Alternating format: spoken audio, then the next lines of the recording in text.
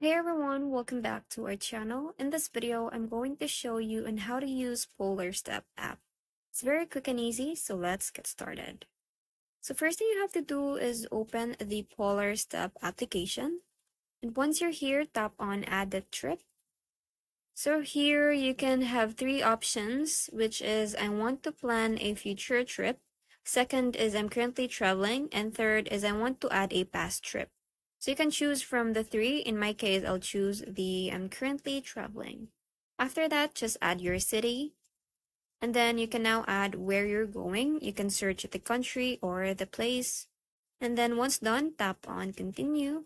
And then in here, you can add a cover photo. It's up to your aesthetic.